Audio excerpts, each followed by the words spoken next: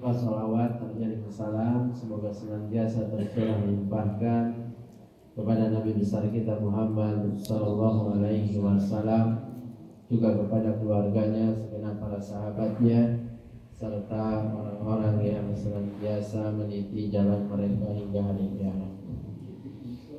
Bapak Ibu hadirin sekalian yang semoga senantiasa dirahmati oleh Allah.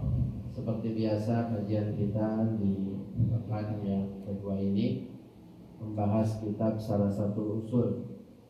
Sekarang kita masuk pembahasan bab al-khosyah, ibadah khosyah. Setelah sebelumnya kita sudah membahas tentang rahbah dan khusyuk kalau tidak salah.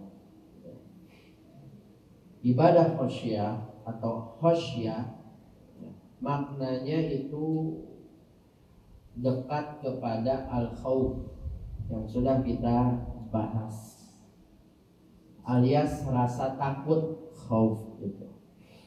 Tapi khosyah ini rasa takut yang spesial, yang beda.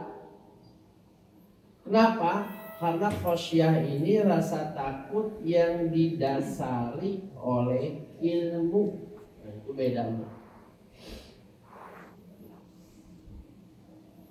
Sekali lagi, khosyah ini adalah rasa takut yang didasari oleh ilmu.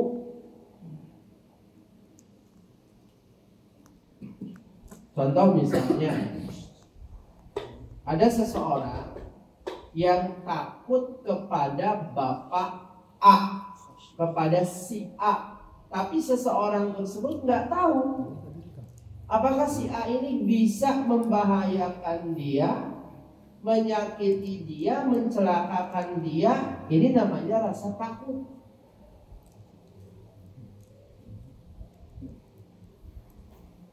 Takut beda orang-orang daripada takut. Dia nggak tahu si bapak ini bisa mencelakakan dia atau tidak. Kenapa takut sama si bapak itu? Nah, orang-orang yang pada takut, saya juga takut, Beda dengan khosyah. Kalau khosyah itu rasa takut yang dibangun di atas ilmu dan pengagungan. Nah, itu ada dua. Jadi dasarnya ilmu dan mengagungkan sesuatu yang kita takuti tersebut. Kadang seseorang itu takut kepada yang lain, Pak, tapi tidak disertai dengan rasa pengagungan, malah kesel, dongkol, keul, ngewa. Misal kita punya penguasa yang zolim, kita takut kepada penguasa tersebut. Kita tahu dia bisa mencelakakan kita, tapi tidak disertai dengan pengagungan, dengan kekesalan, kemarahan, kedongkolan. Maka ini juga bukan khosyah. Nah, gitu. Maka ini juga bukan khosyah. Kadang kita dapat ya ada orang kayak gitu. Ya.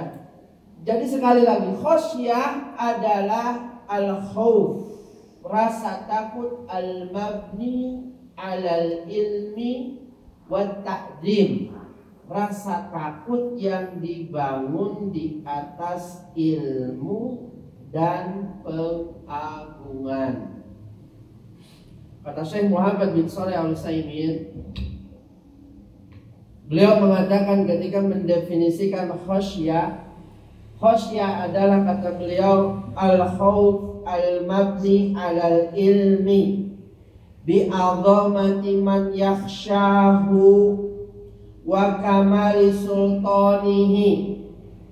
Khosyah adalah rasa takut yang dilatar belakangi ilmu terhadap kebesaran zat yang ditakuti dan kesempurnaan kekuasaannya. Itu definisi yang diungkapkan oleh Syekh Muhammad bin Shalih Al-Utsaimin. Artinya jamaah, orang yang merealisasikan al-khosyah, ibadah khosyah, adalah orang yang paham dan mengerti akan keagungan Allah Subhanahu wa ta'ala dan mengagungkannya. Sekali lagi, artinya khasyah adalah orang yang bisa merealisasikan khasyah adalah orang yang takut kepada Allah didasari ilmu tentang kesempurnaan keagungan Allah disertai pengagungan kepadanya. Dari sini kita bisa memetik pelajaran betapa pentingnya belajar akidah, khususnya tauhid berarti. Kenapa? Karena seseorang tidak akan paham dan mengerti kebesaran, keagungan, kemahakuasaan Allah kalau dia tidak belajar tauhid.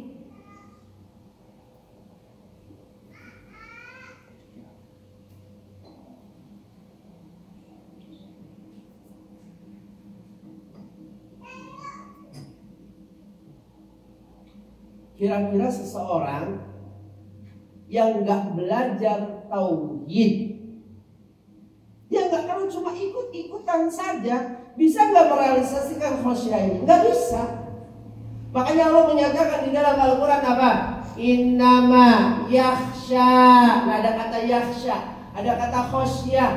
Innama yakhsha min ibadihi al-ulama. Sesungguhnya yang khasyah kepada Allah hanyalah, nah diterjemahkannya begitu, hanyalah. Dari mana Ustaz hanyalah ini? Dari kata inama. Inama itu huruf yang memiliki makna pembatasan, sehingga diterjemahkannya begitu. Sesungguhnya yang khasyah kepada Allah hanyalah para ulama, orang yang punya ilmu gitu. Ilmu tentang apa? Tentang Allah Subhanahu wa ta'ala.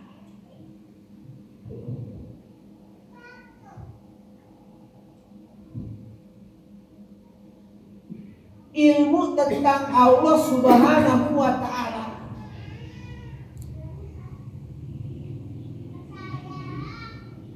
Contoh inama yang lain. Inama itu beda sama inna, Pak. Kalau inna itu huruf taukid, diterjemahkannya innallaha, sesungguhnya Allah. Kalau inama lebih khusus lagi, ada makna pembatasannya. Ada makna pembatasannya. Contoh misalnya kalimat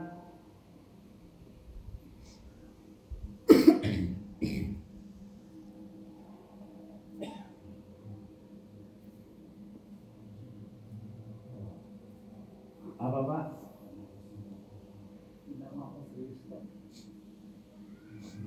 Innama bisa. Atau yang lain, misalnya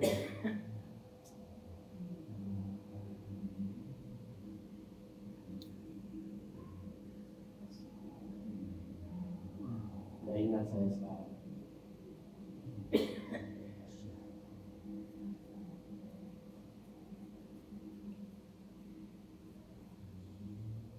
Ya, ingat saya sekarang.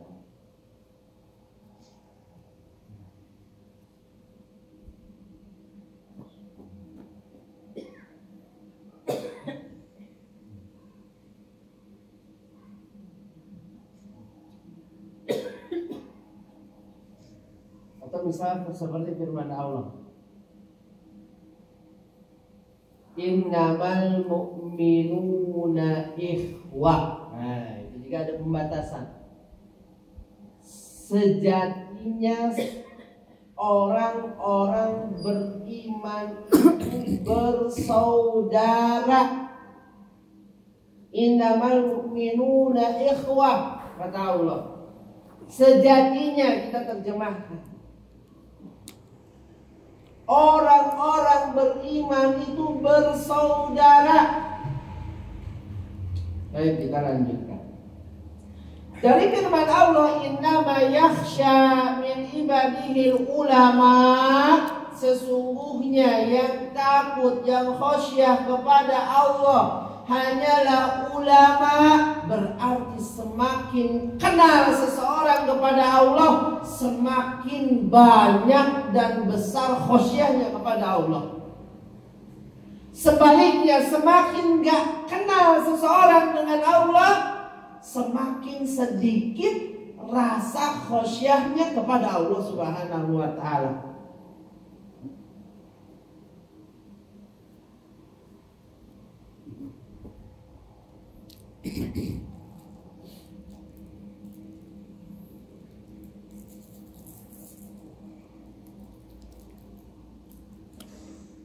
Kita dulu pernah bahas tentang al-khawf.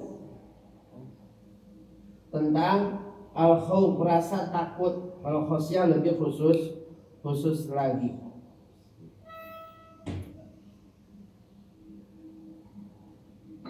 Siapa yang ingat? Di antara kiat untuk menumbuhkan rasa takut kepada Allah itu apa, Pak?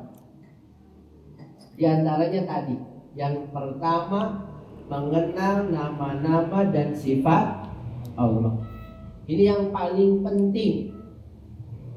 Ini yang paling penting dari sekian yang penting. Contoh, misalnya Pak, karena Allah itu memiliki nama-nama yang sempurna dan sifat-sifat yang tinggi. Beda dengan kita, Pak. Allah itu namanya sempurna. Sehingga ketika Allah memiliki nama misalnya Rahman, karena memang Allah memiliki sifat rahmat. Kenapa nama Allah itu sempurna? Misalnya Allah memiliki nama Ar-Razzaq. Allah memiliki nama Ar-Razzaq, Maha Pemberi rizki. Karena ar-rizku, memberi rizki, itu adalah sifat Allah. Beda dengan manusia. Kalau manusia ada namanya soleh, baik, tapi tindak tanduknya jauh dari yang namanya soleh. Punten kalau di sini ada yang namanya soleh, ini cuma bertepatan saja. Misalnya Pak. Misalnya ada yang namanya Rahman, tapi tindak tanduk dan perbuatannya jauh dari sifat kasih sayang. Itu manusia. Tidak berlaku buat Allah Subhanahu wa ta'ala. Makanya kenapa nama Allah itu sempurna. Contoh, Allah punya nama Al-Malik, sama Al-Malik, sama Al-Malik. Di dalam Al-Quran ada 3 nama. Ada Al-Malik, namanya dipanjangi. Ada juga Al-Malik, lamnya yang dipanjangi. Ada juga Al-Malik, mim lam kaf. Al-Malik, mimnya pendek. Ketiga-tiganya maknanya sama, yang maha memiliki dan menguasai. Sehingga al-mulku itu adalah kekuasaan, adalah sifat Allah Subhanahu wa ta'ala. Ustaz, bukankah manusia juga berkuasa? Betul. Tapi sifat berkuasa manusia itu beda dengan Allah Subhanahu wa ta'ala. Contoh, presiden berkuasa di Indonesia terbatas enggak? Terbatas. Terbatas waktu, terbatas tempat. Berapa periode presiden berkuasa? 5 tahun. Kalaupun terpilih lagi 5 tahun jadi 10 tahun. Setelah 10 tahun apa presiden itu berkuasa? Enggak. Presiden Prabowo juga hanya berkuasa di wilayah Indonesia saja. Dia tidak berkuasa di Malaysia, di Singapura, di Arab Saudi. Itu kekuasaan manusia. Tidak berlaku untuk Allah Subhanahu wa ta'ala.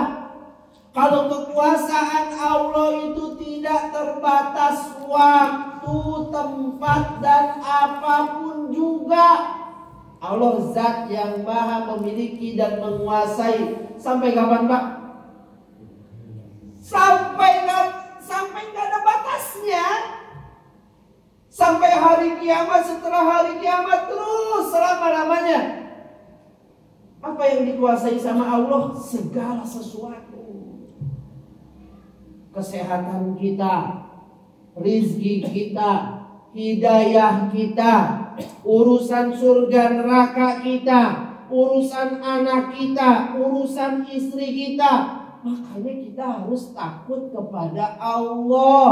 Kalau kita kenal Allah punya nama Al-Malik, Al-Mulku, memiliki dan menguasai, itu sifat Allah, kita akan takut kepada Allah. Kenapa takut kepada Allah? Karena bisa saja Allah Subhanahu wa ta'ala secara tiba-tiba cabut apa yang jadi miliknya. Kesehatan kita ada di tangan Allah. Di tangan Allah. Bisa nggak Allah jadikan seseorang itu tiba-tiba sakit parah, Pak? Bisa. Rizki kita ada di tangan Allah, Pak? Ada di tangan Allah. Gampang buat Allah Subhanahu wa ta'ala jadiin orang itu miskin. Kita harus takut sama Allah Subhanahu wa ta'ala, melebihi ketakutan kita pada apapun juga. Sungguh bahagia orang yang takutnya cuma kepada Allah. Kenapa kita harus takut kepada jin, kepada setan misalnya? Apa mereka menguasai kita? Enggak. Kenapa kita harus takut kepada orang kafir? Mereka enggak menguasai kita. Keselamatan kita ada di tangan siapa? Tangan Allah. Kenapa kita harus takut? Ada sebuah kisah, cerita yang sangat syarat faidah.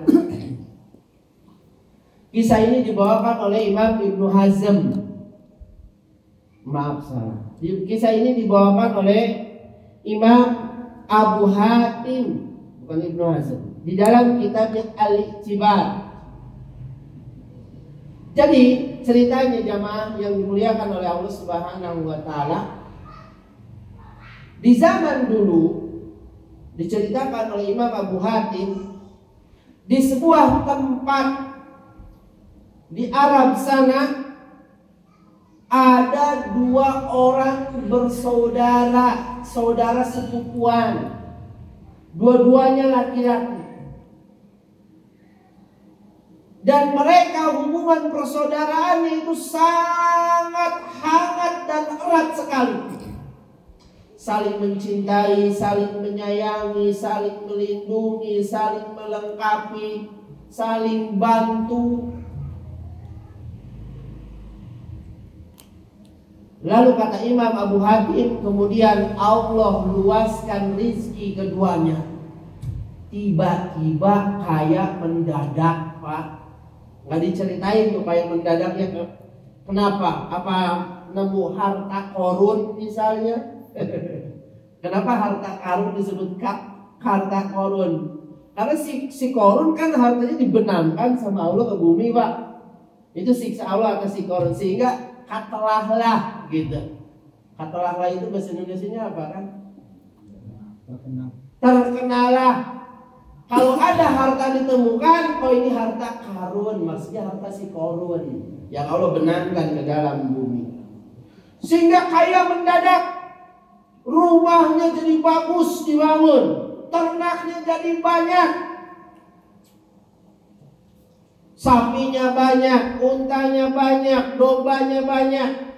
Fawaqa'a bainahuma ma waqa'a finnas. Lalu kata Imam Abu Hatim, terjadilah pada keduanya apa yang biasa terjadi pada orang-orang. Maksudnya apa? Hubungannya jadi gak baik.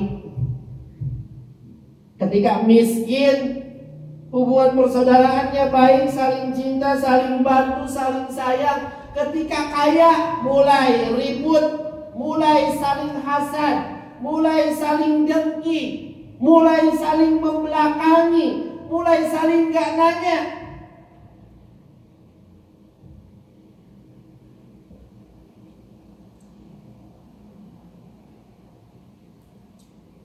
Kemudian kata Imam Abu Hatim, salah satu dari keduanya mengalah, pergi membawa hartanya, tidak hidup lagi bersama saudaranya tersebut. Ya udah, anak ngalah, anak pergi, anak mau tinggal di tempat yang lain, dibawalah bagian hartanya yang banyak itu, untanya, sapinya, dombanya, emasnya, segala macam. Pindah ke suatu tempat, bangun rumah, beli kebun, beternak, segala macam. Wa ini lailatan, pada suatu malam, kata orang tersebut yang mengalah meninggalkan saudaranya, pada suatu malam, dojirtu biriqamil ibi wal ghanam wal khasrah. Pada suatu malam, aku merasa jengkel dengan suara unta-untaku dan domba-dombaku. Dan aku merasa bosan dengan harta kekayaanku yang banyak.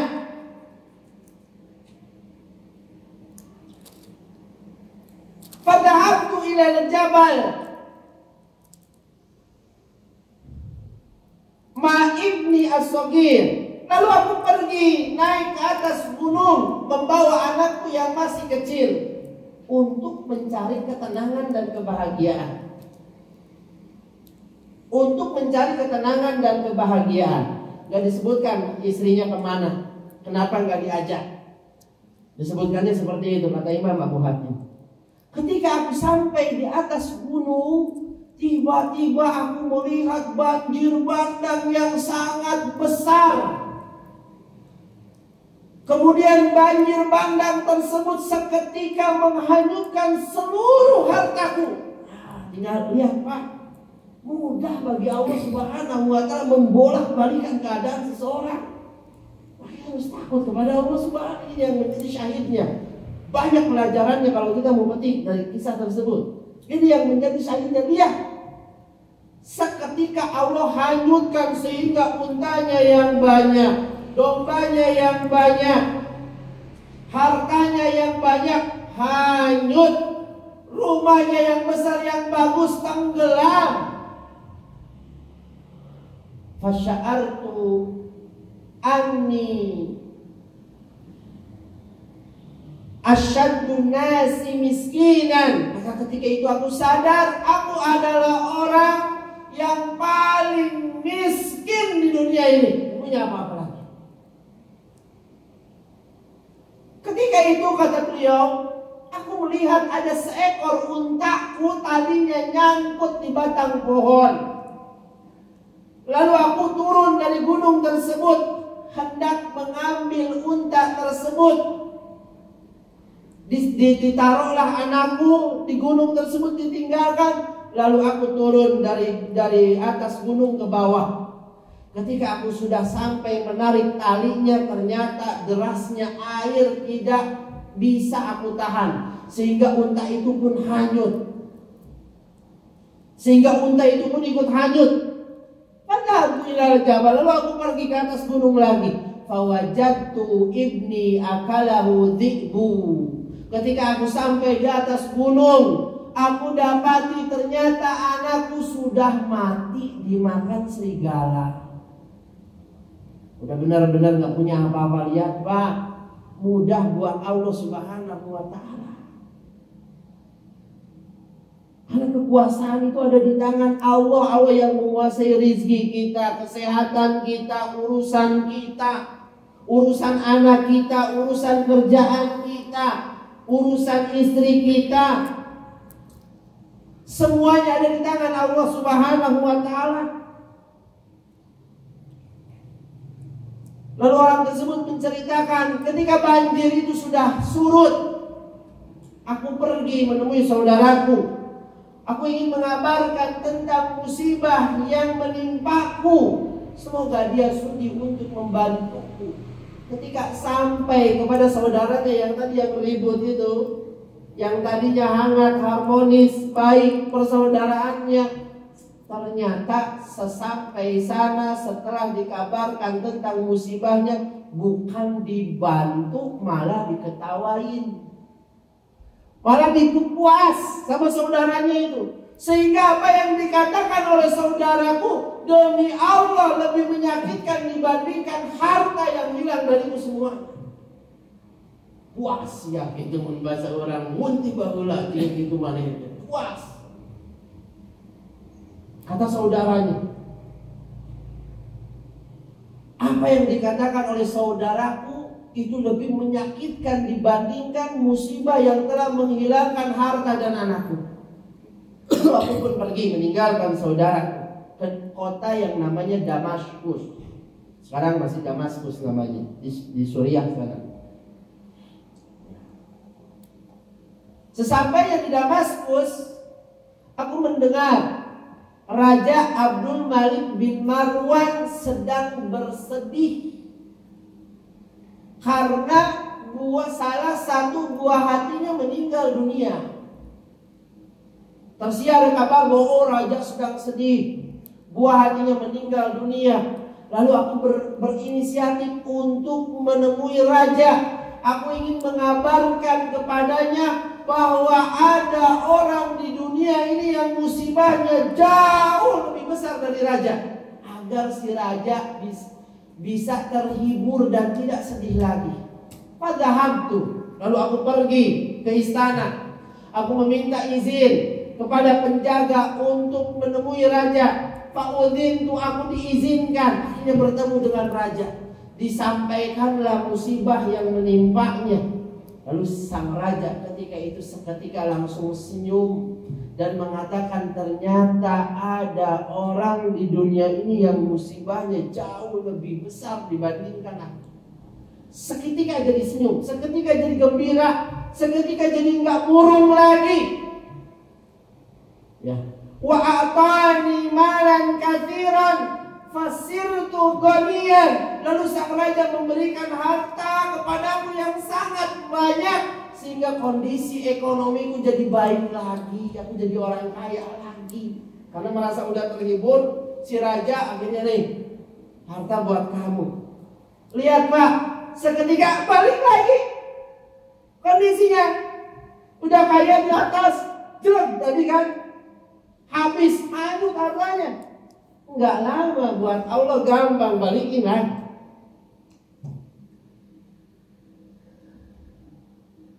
Pelajarannya jemaah yang dimuliakan oleh Allah, hendaknya kita itu takut kepada Allah Subhanahu wa taala.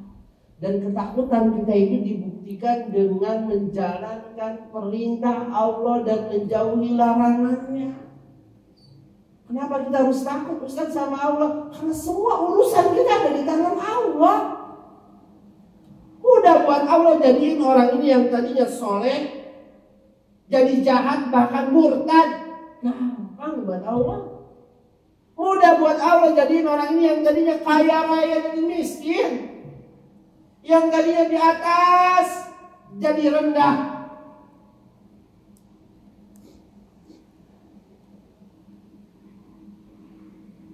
Itu pelajaran yang bisa kita petik dari kisah tersebut. Hendaknya kita itu takut kepada Allah, karena Allah itu kekuasaannya tidak ada batasnya. Allah menguasai semua alam semesta ini, termasuk urusan kita, urusan kesehatan kita, urusan hidayah kita, urusan kerjaan kita, urusan rezeki kita.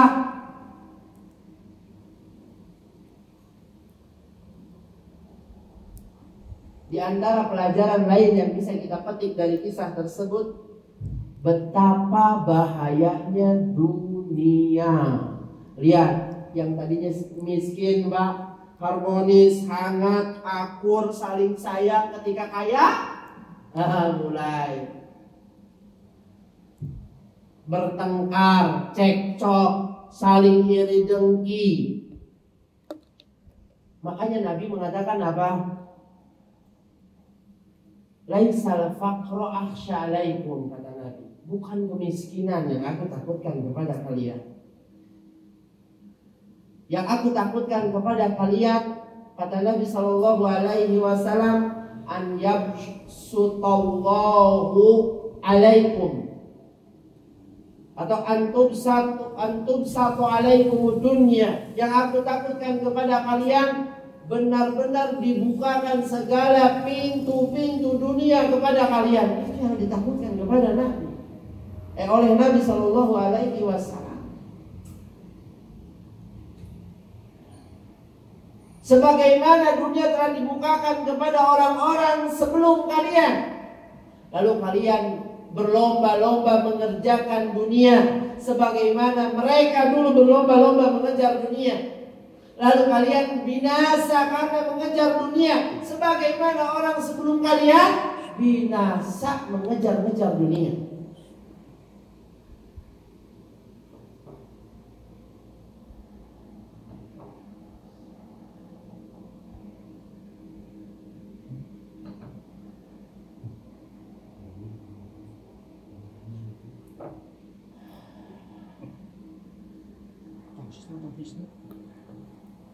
Itu faedah yang kedua. Hati-hati Pak sama dunia tuh, hati-hati. Dunia ini macamnya banyak. Ada harta, ada wanita, ada pujian, ada popularitas, ada kedudukan.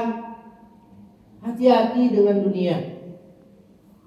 Apalagi wanita, hati-hati dengan wanita.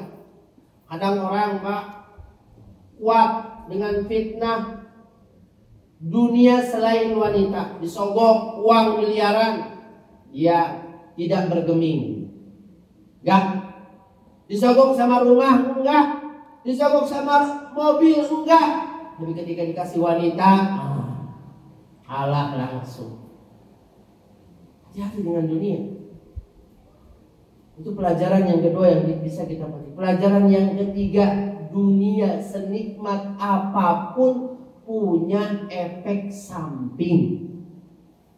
Senikmat apapun kenikmatan dunia, seindah apapun kenikmatan dunia, sebagus apapun kenikmatan dunia, punya efek samping. Apa efek sampingnya? Rasa bosan. Lihat orang itu mengatakan tadi apa? Dojirtu biriqamil ibil wal ghanam wal kathrah. Aku kesel dengan suara unta dan domba yang bising ini, dan aku bosan dengan harta kekayaanku yang sangat banyak.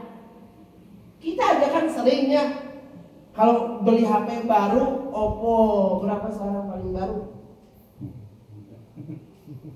16, 17, 18, 16. Kalau masih baru Pak, wah nih sama kita dikasih apa anti gores yang bagus, cover yang bagus. Tapi lihat kalau udah 5-10 tahun, bosan ganti mobil, motor, itu kenikmatan dunia, dan itu nggak berlaku buat kenikmatan akhirat nanti. Nggak ada bosannya Pak. Kita sama istri ada bosannya Pak enggak? Enggak. Aku Pak, bapak yang paling tua, bapak yang paling lama menjalankan bahtera rumah tangga. Ada bosannya enggak Pak? Enggak. Di video Pak Ustaz. Kenapa CCTV enggak nyala? Ada. Tapi bisa aja Pak, bosan juga dipertahankan dan takut nggak laku. Tapi kan ada kan rasa itu ada Pak, normal Pak, normal. Tinggal bagaimana kita mengkat, karena itu dunia, istri kita dunia apa bidadari surga. Tadi CCTV nggak nyala, tenang aja Pak. Nggak ada yang rekam juga di sini. Enggak. Anggap. Sekarang anggap aja ada orang bosan sama pasangannya Pak. Mungkin itu Pak, pikirannya udah lain gitu. Ilmu. Ini mah anggap aja Pak. Iya Pak. Anggap aja. Ini serius ini? Anggap aja Pak bosan. Pasti ada titik bosannya, itu pasti ada karena pasangan kita itu bagian dari kenikmatan dunia. Dan Allah sudah ciptakan kenikmatan dunia itu punya sifat bosan. Tinggal bagaimana kita mengatasinya. Sekarang anggap aja kita sampai titik bosan dengan pasangan kita. Apa solusinya? Kawin lagi Ustaz. Oke, namun bosan deh mah. Kawin deh dulu. Jatah tiga deh kawin deh. Yang ketiga bosan, nikah lagi istri kita 4. Kalau 4 mati. Diatasi Pak kebosanan itu. Atasnya gimana Ustaz? Dengan refreshing. Kadang makan berdua sama istri, jalan berdua sama istri, camping berdua sama istri. Harus diatasi. Karena istri, pasangan kita itu bagian dari kenikmatan dunia. Betul, nikah itu solusi, tapi bukan satu-satunya solusi, bukan. Nikah itu solusi, betul, nikah lagi, tapi bukan satu-satunya solusi. Bukan satu-satunya solusi. Solusi yang lain bisa refreshing. Solusi yang lain apa lagi? Bertakwa kepada Allah. Karena di antara sebab timbulnya rasa bosan dalam rumah tangga itu akibat dosa. Dan ini sebab yang paling berbahaya, sebab yang paling besar. Terutama dosa apa Ustaz? Dosa mata. Karena sering lihat di TikTok perempuan yang speknya lebih tinggi dari istri kita, akhirnya ketika lihat istri kita jadi biasa aja, goreng kita. Yang tadinya lihat istri kita itu kayak bidadari surga. Oh iya Pak, karena kemaksiatan itu bentuk dari tidak bersyukur kepada Allah, sehingga Allah cabut nikmat cinta itu kepada istri kita. Hati-hati loh. Ini mata ini hati-hati dijaga. Begitu juga perempuan sama. Tadinya lihat suaminya pangeran, ganteng, tapi karena lihat spek, sering nonton film Korea, lebih ganteng dari suami, lebih perutnya sispek segala macam, lihat suaminya burayut. Misalnya, jadi goreng suami saya, akhirnya mulai sedikit demi sedikit terkikis rasa cintanya. Ini matanya bahaya, sebab terbesar Allah cabut nikmat cinta kepada pasangan tersebut. Azan dah? Kita azan dulu.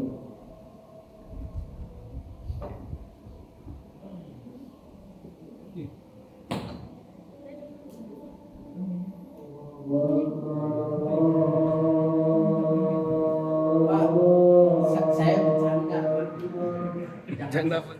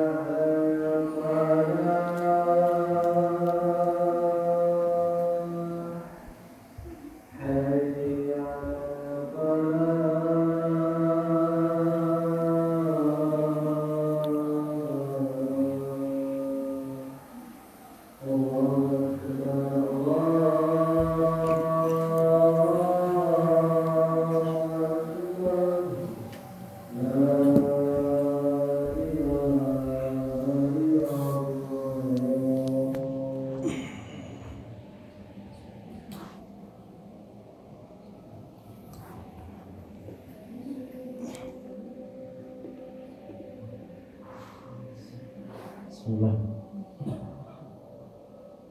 Kita kajian sampai jam berapa kan?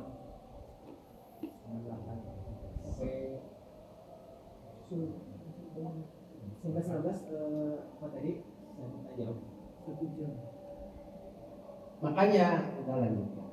Makanya kata sahabat Ali bin Abi Thalib, dia pernah mengatakan la yarjuanna 'abdun illa rabbah. Seorang hamba tidak boleh berharap kecuali kepada Allah.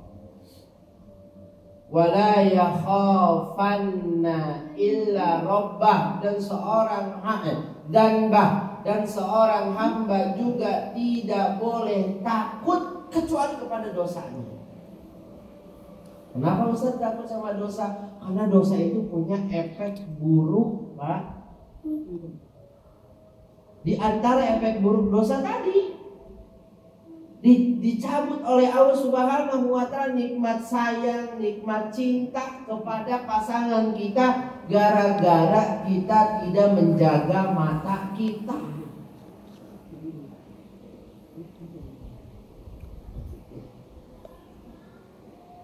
Dosa itu mengundang musibah, mengundang petaka semua musibah yang menimpa kita, kesusahan yang menimpa kita, rasa sakit, kesulitan yang menimpa kita, baik menimpa dunia dan agama kita, sebabnya dosa. Hati-hati. Kalau Bapak pengen lebih yakin lagi, pengen lebih mantap lagi, Bapak bisa baca kitab Imam Ibnul Qayyim yang judulnya Ad-Da'u wa Dawa. Sudah diterjemahkan, tenang Pak. Di situ beliau menyebutkan 56 efek buruk dosa. Apa yang menjadi iblis Allah usir dari surga dan menjadi makhluk terlaknat? Apa sebabnya, Pak? Apa yang menjadi sebab Allah benamkan Qarun bersama harta bendanya? Apa sebabnya Allah tenggelamkan Firaun? Dosa. COVID-19 kemarin Allah kirim ke tengah kita, sebabnya apa? Dosa. Bukan Cina, dosa. Itu sebab pertama. Khususnya dosa zina, dosa riba, dosa. Baik, itu yang pertama. Cara menumbuhkan rasa takut kepada, termasuk khasyah. Penting belajar tauhid, khususnya tauhid asma wa sifat, nama-nama dan sifat Allah yang tinggi. Amat sangat penting sekali, itu ilmu paling penting di dalam agama kita. Yang kedua apa? Ada yang masih ingat cara menumbuhkan rasa takut kepada Allah? Kita kan udah belajar di bab tentang ibadah khauf kemarin.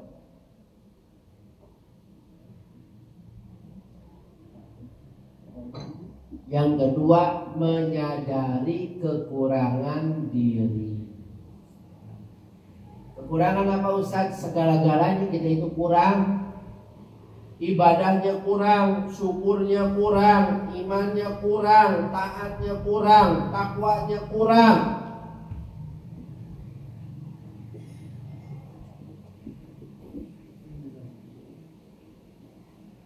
Sehingga kalau kita menyadari ini, kita akan banyak istighfar, mohon ampun kepada Allah dan berdoa. Minta maafnya, minta ampunannya, minta diterima amalnya. Sehingga kalau menyadari ini, kita akan selamat dari dosa yang berbahaya yang namanya sombong. Apa yang mesti kita sombongin kalau kita serba kurang? Kita mau sombong dengan ibadah kita. Emang kita sudah yakin ibadah kita diterima oleh Allah? Sudah dapat berita bahwa kita akan masuk surga? Nggak ada. Apa yang mau disombongin dengan harta kita? Harta kita ini titipan dari Allah. Harta kita, jabatan kita, kedudukan ini kan titipan dari Allah, bukan karena kita yang hebat kok.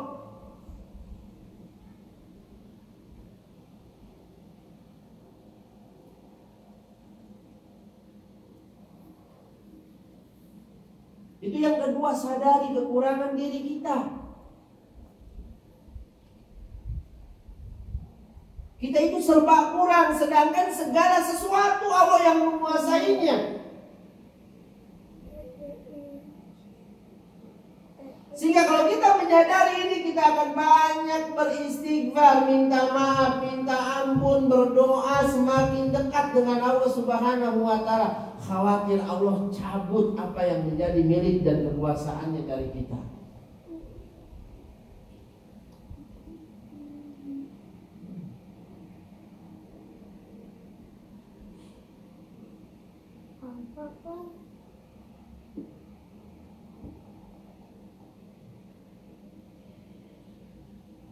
Allah menyebutkan di dalam Al-Quran bahwa segala musibah, mau musibah dunia ataupun agamanya, agama yang lebih bahaya lagi Pak. Banyak orang nggak sadar sedang tertimpa musibah. Oke, hartanya banyak, tapi lihat nggak sholat, itu musibahnya lebih bahaya daripada kemiskinan. Hartanya banyak, mobilnya bagus, rumahnya gede, tapi nggak sholat 5 waktu Pak. Ini musibahnya lebih parah dibandingkan musibah dunia. Tapi ternyata ke orang tuanya durhaka, kerjaannya judi, main perempuan. Ini musibahnya jauh lebih bahaya, lebih mengerikan daripada musibah dunia.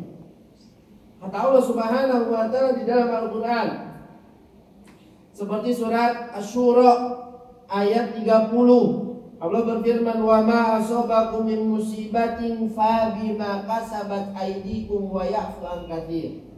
Apa saja musibah. Lihat ada kata musibah di situ dalam kata nakira dalam rangkaian kalimat negatif. Wa ma asabakum min musibatin.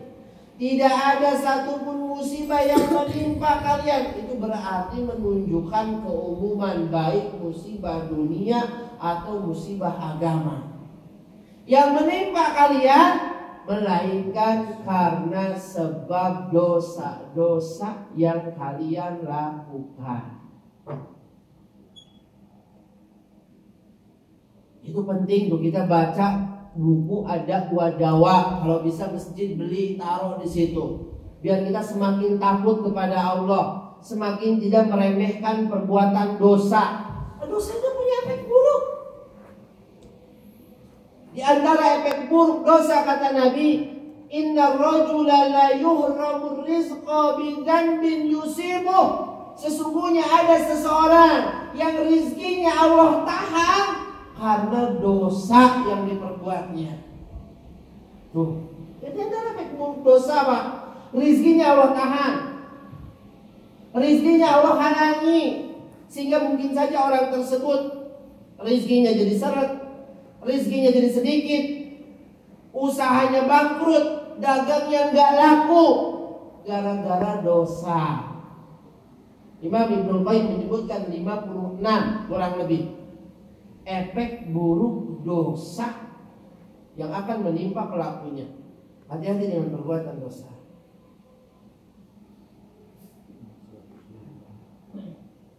Kalau bisa masjid beli kan, taruh di situ bagus. Karena buku sangat bagus sekali. Apalagi kalau dikaji sama ustaz di sini. Biar kita makin takut, biar kita semakin tidak meremehkan perbuatan dosa. Bahaya.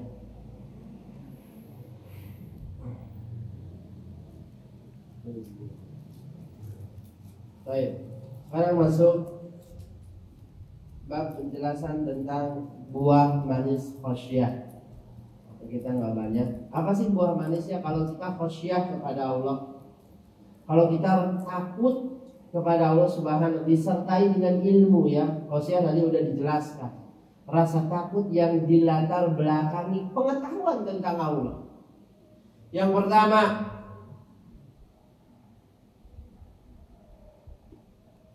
di antara buah manis khosyah yang pertama, hidupnya hati dan diberikan pemahaman terhadap urusan agama. Hidup, hati itu hidup, artinya kalau dikasih nasihat itu gampang masuk gitu Pak, hidupnya hati itu. Kalau dibacakan ayat Al-Quran itu terenyuh, sedih, mencucurkan air mata. Kalau dinasehati langsung diserap, dijalankan. Apa dalilnya? Surat Al-A'la ayat 10-11. Kita udah hafal semuanya. Fadzakir in nafa'ati dzikra sayadzakkaru may yakhsha. Yang artinya kata Allah Subhanahu wa taala, karena itu berilah peringatan, karena peringatan itu bermanfaat. Buat siapa? Sayadzakkaru may yakhsha, buat orang yang khasyah kepada Allah. Buat orang yang khasyah, kalau diterjemahkan dalam Quran terjemah, orang yang takut kepada Allah. Memang khasyah itu takut, ya, tapi ada rasa takut yang dilatar belakangi oleh ilmu. Itu bedanya. Yang kedua, di antara buah manisnya mendapatkan ampunan dan pahala yang banyak. Dalilnya adalah Quran surat Al-Mulk ayat 12. Innal ladzina yakhshawna rabbahum bil ghaib lahum maghfiratu wa ajrun kabir. Sesungguhnya orang-orang yang khasyah, yang takut kepada Tuhannya Allah, yang gaib, yang tidak terlihat oleh mereka di dunia, maka mereka akan mendapatkan ampunan dan pahala yang banyak. Dan pahala yang banyak. Yang ketiga, di antara buah manisnya, orang yang khasyah kepada Allah akan dimasukkan ke dalam surga. Dalilnya jemaah sudah hafal Quran surat Al-Bayyinah. Ketika Allah menyebutkan jazaa'uhum inda rabbihim jannatu adnin tajri min tahtihal anhar. Di akhir ayat Allah menyebutkan apa? Dari kalimat khasya rabbah.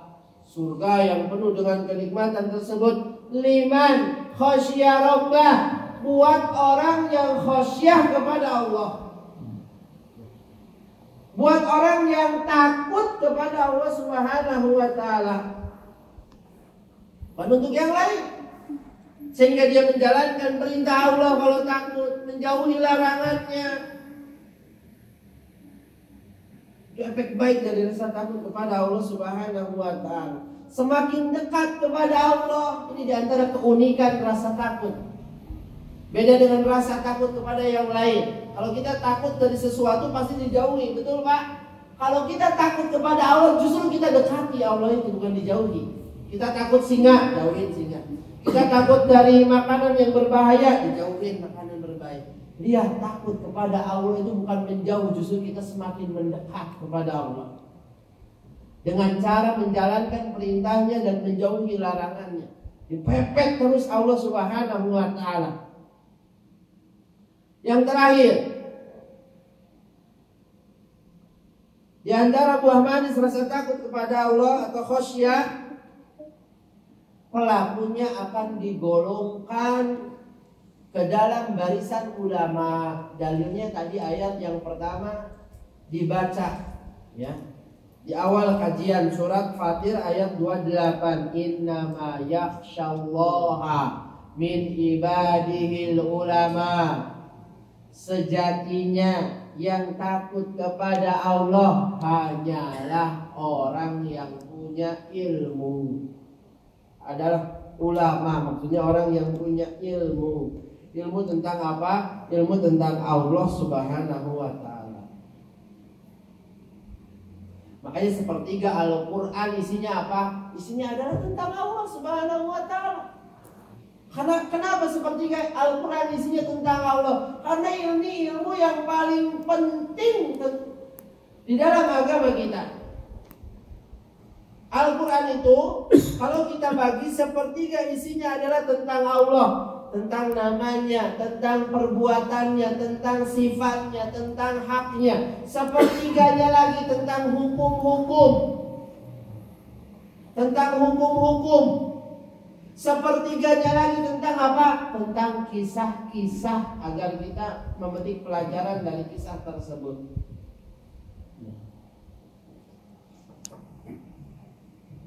Dulu di zaman Nabi Shallallahu Alaihi Wasallam ada sahabat yang kalau sholat itu pasti baca surat Al-Ikhlas. Pasti baca surat Al-Ikhlas. Lalu ditanyakan, karena sahabat yang lain aneh banget, kita sholat sama Nabi nggak seperti itu. Aneh banget. Kata sahabat yang lain, akhirnya ditanyakan kepada Nabi Shallallahu Alaihi Wasallam. Kata Nabi, "Saluh, tanya dia. Mahamalahu ala dzalika, apa sebabnya, alasannya dia berbuat seperti itu?" Lalu kata orang tersebut, "Karena aku mencintainya. Aku mencintai surat tersebut karena isinya tentang Allah Subhanahu wa Ta'ala." Ya. Lalu diaminkan oleh Nabi Shallallahu Alaihi Wasallam bahwa benar surat Al-Ikhlas itu sepertiga Al-Quran. Karena sepertiga Al-Quran isinya tentang nama-nama, sifat-sifat, perbuatan Allah. Bukan maksudnya sepertiga Al-Quran itu pahalanya sekali baca surat Al-Ikhlas sama dengan kita baca sepertiga Al-Quran. Bukan, salah. Akhirnya kalau kita baca surat Al-Ikhlas 3 kali baru udah khatam. Baca Al-Quran, tapi maksudnya sepertiga Al-Quran itu isinya.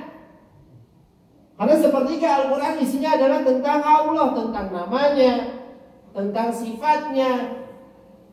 Dan di dalam surat Al-Ikhlas terdapat nama Allah yang agung yang tidak disebutkan di dalam surat yang lain. Apa? Al-Ahad dan As-Somad. Ada dalam surat yang lain. Di dalam surat Al-Ikhlas. Wallahu a'lam bishawab. Itu saja yang bisa disampaikan. Silakan barangkali ada pertanyaan. Apa? Kepada mungkin yang di pengertian di dalam konteks khotbah itu yang menjadi khotbah itu ulama. Kalau kami zaman itu ulama di sini bukan berarti ulama ajengan, ustadz, ibu, tapi orang yang punya ilmu tentang Allah. Ulama di sini.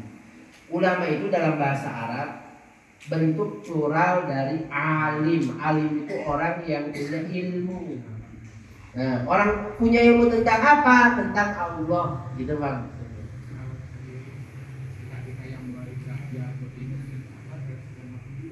Termasuk kalau Bapak belajar ilmu tentang Allah, Bapak belajar tentang tauhid, tentang nama-namanya, sifat-sifatnya. Bapak kan juga tentu saja kadarnya ya beda-beda, kan keilmuan seseorang beda-beda.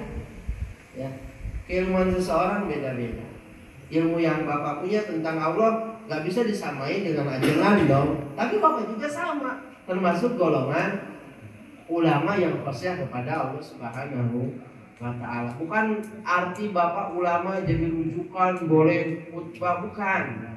Tapi Bapak punya ilmu tentang Allah sehingga Bapak takut kepada Allah Subhanahu wa Ta'ala. Silakan. Tadi Ustaz bilang bahwa rasa bosan itu adalah sebagian dari adanya dosa di dalam diri kita sendiri gitu ya. Rasa bosan. Salah satu faktor adalah banyaknya dosa gitu ya. Rasa bosan di dalam diri kita sendiri. Dan itu rasa bosan sendiri ada kaitannya dengan rasa bersyukur nggak?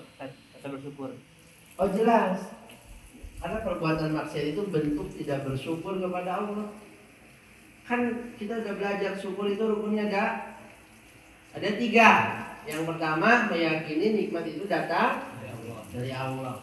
Yang kedua, mengucapkan alhamdulillah atas nikmat. Yang ketiga,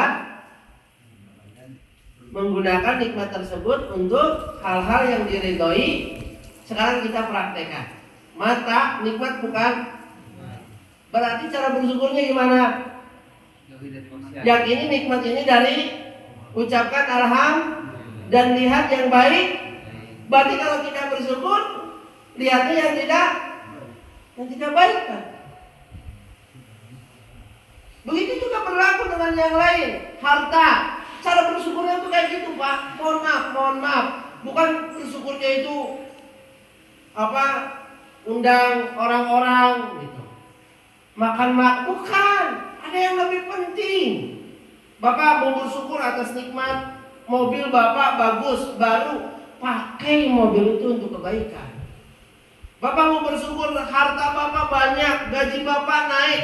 Pakai uang itu untuk kebaikan, untuk sedekah, untuk nafkah anak istri, untuk wakaf, untuk bantu kegiatan masjid. Itu cara bersyukur. Kesehatan, gak cukup cuma bilang alhamdulillah kita nikmat sehat. Pakai kesehatan kita untuk yang baik. Yang baik-baik untuk sholat, untuk ngaji, untuk kerja, untuk nyenengin keluarga. Paham kan?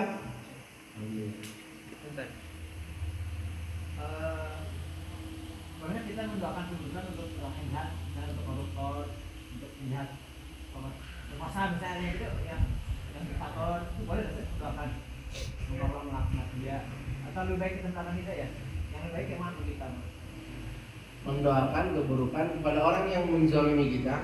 Ya, berusaha bisa ada yang begal, yang bunuh, dan banyak. Itu banyak melakukan kejahatan. Kalau kita boleh mendoakan keburukan, atau lebih baik mendoakan hidayah. Yang bagusnya ini. Kalau yang lebih baik ya tentu mendoakan hidayah itu lebih baik. Tapi kalau ditanya boleh nggak mendoakan keburukan buat penjahat? Kalau nanya boleh, tapi mana yang baik tentu dapat hidayah lebih baik. Itu dapat hidayah lebih baik. Terus begini Ustaz, ketika seorang berbuat zalim kepada kita, misalnya mencuri anak kita apa, kita sih udah maafin, tapi dianya ya kita nggak bilang saya maafin enggak, cuma dianya nanti ya Allah saya maafkan dia kan. Tapi orang itu dia tidak melanjutkan dengan kejahatan tersebut ke orang lain gitu. Apakah dosa dia kepada kita itu sudah dimaafkan karena sudah yang menolak karena kita maafkan dia, atau belum? Kalau dia belum minta maaf, dosa kepada manusia itu Allah tidak akan memaafkannya sampai si korban menghalalkannya. Kita umpamanya pernah mukul orang, pernah pinjam uang ke orang nggak bayar, pernah ngambil harta orang lain, gak cukup kita taubatnya kepada Allah. Kita harus minta maaf, minta dihalalkan. Kalau enggak, nanti dituntut di akhirat. Jadi kalau misalnya kita yang memaafkan dia, tapi dia nggak minta maaf sih, dia tetap berdosa. Misalnya si A menzalimi si B gitu ya. Iya. Si B sih, ya Allah maafkannya karena kamu karena harapan pahala. Oh, itu memaafkannya. Tapi si A nya sendiri sih nggak minta maaf gitu, dia mah hari-hari gitu tetap gitu melakukan dosa ke gitu. Jadi gimana? Tetap dia sudah terhalalkan. Kalau dihalalkan di akhirat iya, tapi dosanya tetap tidak dihapus karena nggak minta maaf kan. Allah Subhanahu wa Ta'ala akan membalasnya. Catatan itunya nggak hilang. Beda kalau dia minta maaf kan. Kalau di akhirat nggak bakal dibalas, nggak bakal antum nuntut karena udah memaafkan. Tapi secara dosa dia, dianya tetap ada gitu. Kan kita sepakat soal misalnya ada yang nyuri HP kita gitu kan. Iya. Udah saya. Ya. Dosa tetap ditulis, nggak dimaafkan. Dia nggak bertobat. Dia harus bertobat. Kalau dia bertobat baru.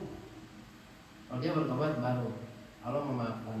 Tapi kalau dia nggak bertobat, enggak. Tapi kalau di akhirat nanti nggak dituntut sama si korban, ya. Lebih utama memaafkan dibanding menuntut dari akhirat. Lebih utama memaafkan, itu berat. Sabar, memaafkan itu lebih utama dan itu berat banget. Ya. Apalagi kalau udah nimpa ke diri kita, karena kita itu punya tabiat pengen membalas ya, manusia itu. Ya, pengen membalas itu berat. harus kita latih. Mudah-mudahan kita semua bisa mengamalkannya. Wallahu a'lam bishawab. Itu saja yang bisa disampaikan, semoga bermanfaat dan berkah. Mohon maaf jika ada salah-salah kata yang saya sampaikan di tengah pengajaran tadi. Kita tutup dengan doa kafaratul majelis. Subhanakallahumma wa bihamdika asyhadu an la ilaha illa anta astaghfiruka wa atubu ilaik. Assalamualaikum warahmatullahi wabarakatuh.